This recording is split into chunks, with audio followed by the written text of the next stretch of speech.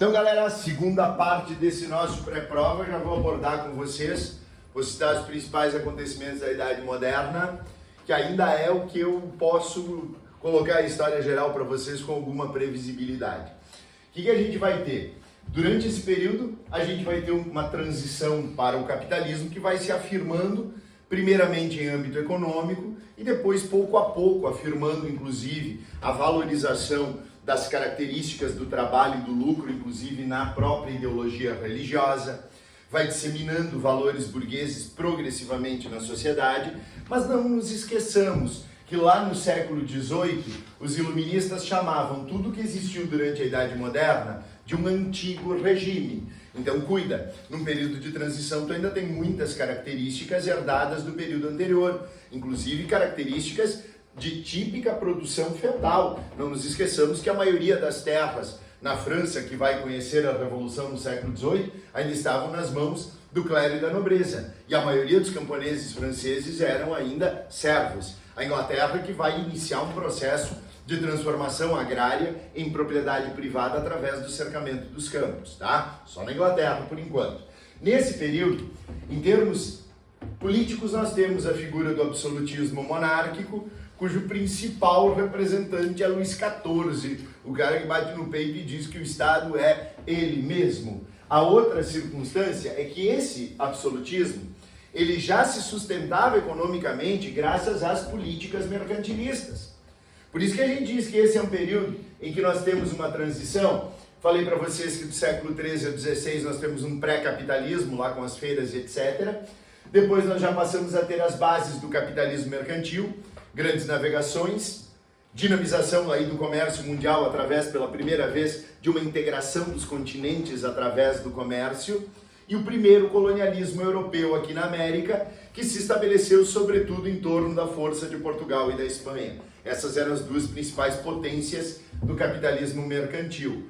Aí o que a gente vai ter? Nós temos progressivamente o afluxo de capitais dessas diversas regiões para a Europa, e com essa acumulação primitiva de capitais, a burguesia vai se afirmando e a burguesia vai progressivamente questionando, inclusive, os próprios estados absolutistas, as sociedades aristocráticas que lá existiam, sociedades estamentais, que preservavam privilégios para o clero e para a nobreza.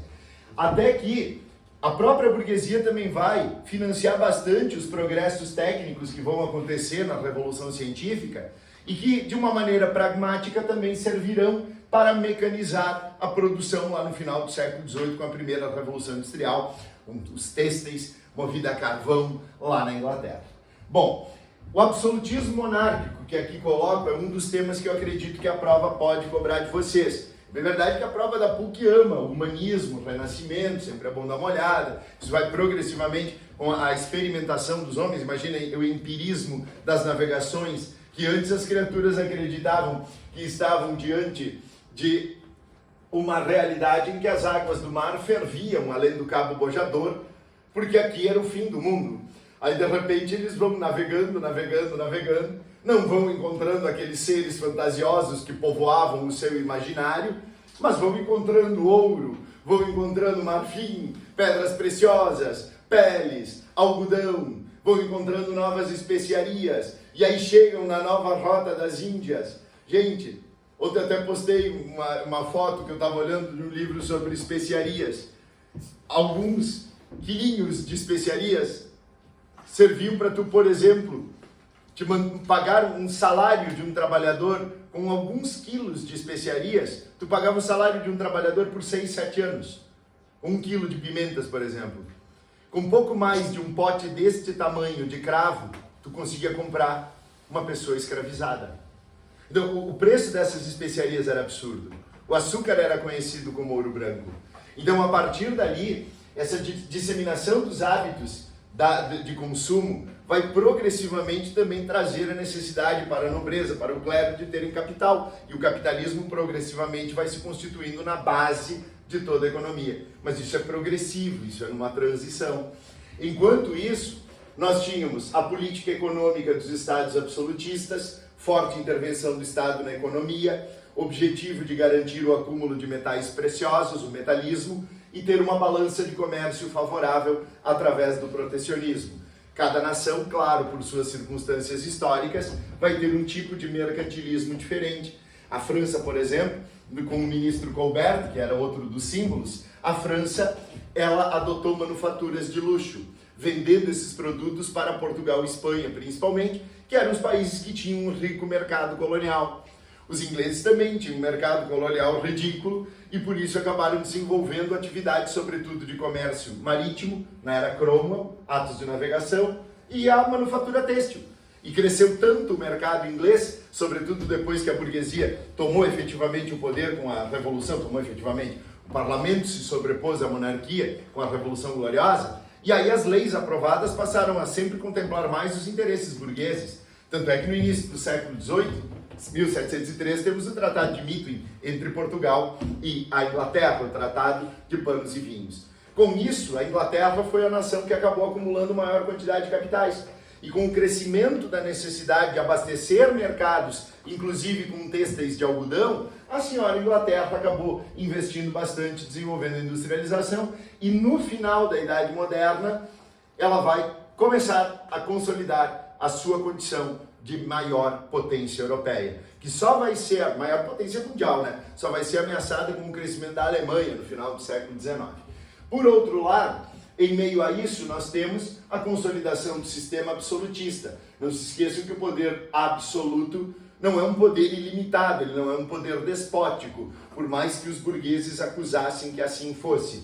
Ele é um poder soberano, ele é um poder que não tem nada que se sobreponha ou que se iguale a ele. Mas a igreja tem um poder significativo.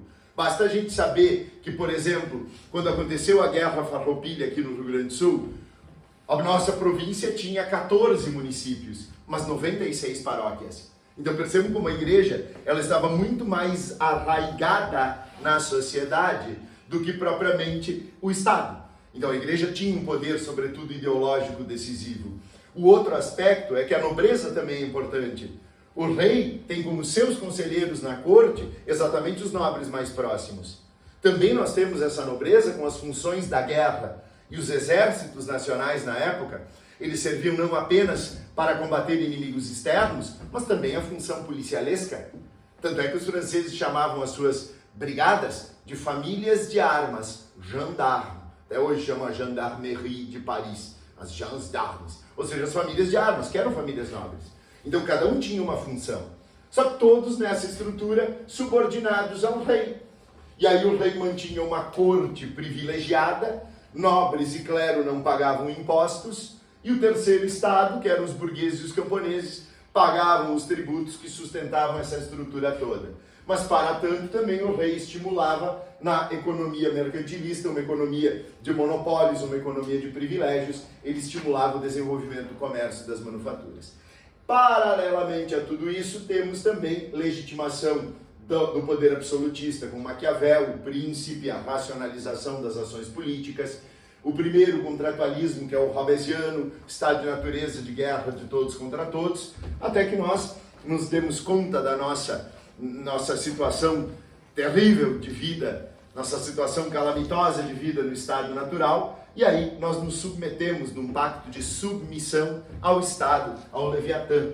E esse Estado tem o poder para regrar, vigiar e punir. Diferentemente do contratualismo liberal, que é um pacto de associação e os governantes são representantes do povo. Mas no Estado liberal, o poder emana do povo e em nome dele deve ser exercido.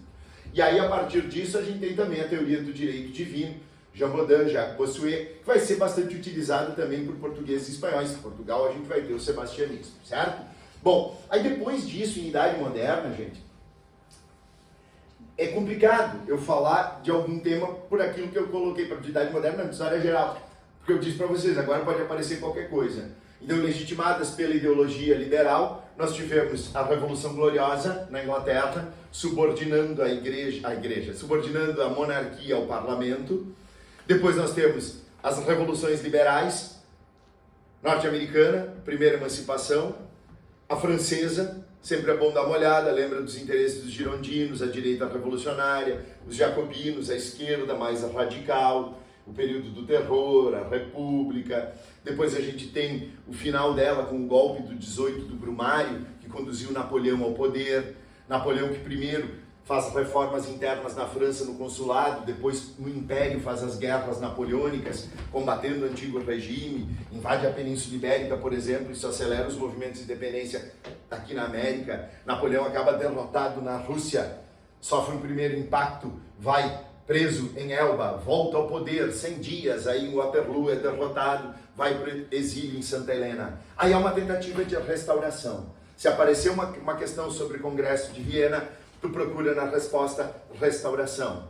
Lá no Congresso de Viena, os 3 princípios fundamentais: legitimidade, equilíbrio europeu e a criação da primeira força internacional para combater novas revoluções, a Santa Aliança, que por sinal fracassa. Tanto é que o tema com maior possibilidade de aparecer na prova em termos de história do Brasil é a independência do Brasil.